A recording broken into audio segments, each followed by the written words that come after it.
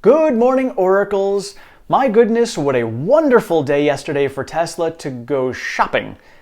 Not to see your portfolio go green, Tesla being down 8.33%. It was an ugly day. But I still got to go shopping under $900 again, which was absolutely outstanding. And thank you to Darth Michael, 1977 Sith Lord, for sending me this wonderful shirt to celebrate the most red day we have seen in the market in quite a while. So looking at Tesla in the charts, I'm anticipating that this is sort of a dead cat bounce. We are looking at that pattern for basically the whole year. We've been coming down and bouncing and kind of seems like we're on that again. So we may come down a bit further. We had discussed in the past about a second bottom coming in May. I think we're heading towards that. CPI next week is really what's going to determine, I think, if we continue to go down more or if we kind of bottom out and then start to come back up again. We'll see how that goes next week. Between now and then, it could be ugly. I don't know. I think we're going to just keep coming down. I thought we were going to keep going up. Yesterday faked me out. It happens. But us as agile investors, I was able to buy a whole bunch more, and I'm ready to buy even more if we come down more. So volume yesterday was about average. RSI is down to about 40. So we're not oversold. So we definitely can still come down. You know, we were really low in the low 30s back in February and March. So we can definitely come down a lot more. So just brace yourselves. Again, don't panic. This is not a time to panic. This is a time to buy if you can. If not, just hold. If your emotions are getting involved and you're concerned, then just stop looking at your portfolio and go outside for a walk. And as we talk about all the time, the most important thing to pay attention to during these times, if your emotions are starting to get involved, look at the fundamentals of the company. The fundamentals of the company are going to dictate where we go in the future. Yes, in the near term, the stock price is going to be all over the place. But if you look at the fundamentals, once we come out of this bear market that we are in, those fundamentals are going to take hold and be what determines what we go in the future. Right now, we are hearing about lots of expansions on factories. We've heard about Shanghai. We're getting rumors about Austin. We are now hearing about Berlin, that Tesla has purchased 247 acres around the Berlin factory. I don't know if the purchase has gone through or if they're just looking at it, but that's where they're looking to go to expand that even further. We've discussed more factories coming as well in the future. Elon is talking about mass scaling. So if they're going to be cranking out factories, and as he said, the factory is the product. So if they're going to keep on pumping these out, that means that by 2025, they will set themselves up for some massive production. So you think about it, Shanghai will take, for example, took about a year to build, and then it takes about a year to two to really get it to full ramp. And every time they build a new factory, they actually become more efficient at it. So let's say it's going to take about 3 years from start of building of the factory to production ramp at full ramp. So 3 years, you figure it's 2022. By 2025, all of these factories will be at maximum ramp.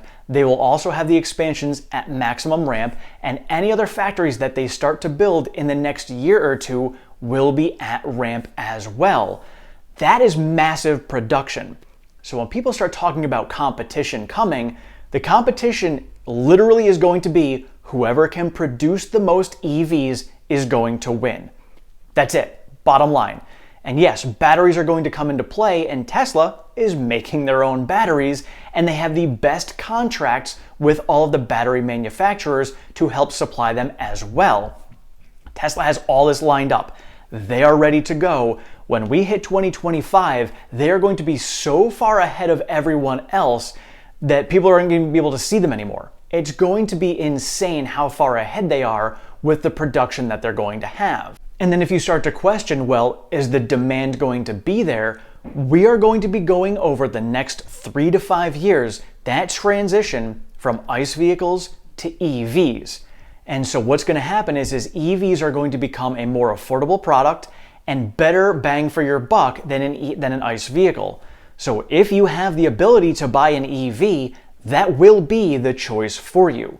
So whoever has the EVs available are going to get the sales. And as we go through this transition, again, this is where it comes down to production. Whoever produces the most wins. Tesla is priming themselves up to be light years ahead of everybody else. They're already so far ahead of everybody else, but now they're going to exponentially grow further ahead of everyone else. And if there's any issues that come between now and then, between supply chains or batteries or materials, Tesla already has that stuff all lined up and ready to go. And so that demand for EVs is going to be there, and Tesla will be there to scoop up the majority of it. That's just how this is going to work. And that doesn't even involve FSD, the robo-taxis, any of that. This is just straight production of selling vehicles.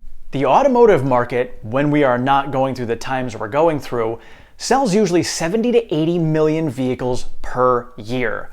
We're about to flip that from ICE to EVs. So who do you think is going to have the most coming out of this? So let's say that EV adoption in 2025 is 25%. So that would be 20 million of the 80 million vehicles that are going to be sold that year. Now let's say that Tesla has 30% of that 20 million. That still puts that at over 7 million vehicles sold. That to me is on the low end. So think about it. If they're producing 7 to 8 million vehicles, selling 7 to 8 million vehicles, and they have margins that are significantly higher than legacy auto. For instance, GM has to produce and sell 5 times as many vehicles as Tesla does in order to make the same amount of money. So if Tesla's going to be selling 7 million vehicles, that means GM needs to sell 35 million EVs in 2025. GM's goal currently is 5.5 million vehicles in 2025. So even if GM hits their goal of 5.5 million vehicles, Tesla will still be ahead of them, and Tesla's profits will be even more than 5 times ahead of GM.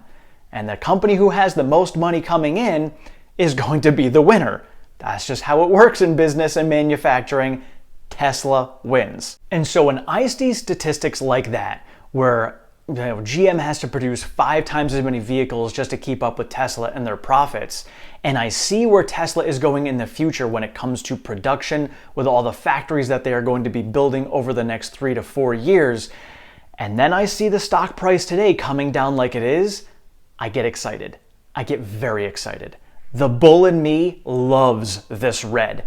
I am going to buy the poopy out of this red. This to me is the best fudge you can possibly buy right now. That is why right now I have allocated 69% of my portfolio to Tesla. I'm not there yet, and I'm guessing it's going to go higher than that in the future, but that's my goal for right now. But my goodness, just looking at the different pieces of the puzzle that we have going forward for just production of EVs, not even including all of the extra stuff that Tesla does, that is very, very exciting to me. So that is why my conviction is getting higher and higher for this stock. And now my current valuation model has Tesla delivering 4.7 million vehicles in 2025 and 6.4 million vehicles in 2026. I will be adjusting those numbers. I am over on Patreon, and I'm going to be adding my valuation models to that over there, so if you guys want to join, go ahead. Again, there's not a lot of info over there, so I'm trying to provide value for you guys, but there's honestly not a lot there yet, but I will be putting my valuation model there. But let me know in the comments below, what do you think Tesla is going to deliver for vehicles in 2025 and 2026? Thank you all so much for watching. If you have not subscribed, please do so down below. There is a super thanks button down there now as well. If you would like some nice shiny comment coloring, go ahead and do that. It'll pop yours to the top so I can really see it. I still try to get to all of your comments regardless either way. So, if you want to do that, awesome. If not, that's cool too. I will definitely get to your comments as much as I can. I am also over on Twitter at OracleTim1. I share all of the latest Tesla news, pertinent stock market information, and all of my daily trades. Thank you so much. Have a great one.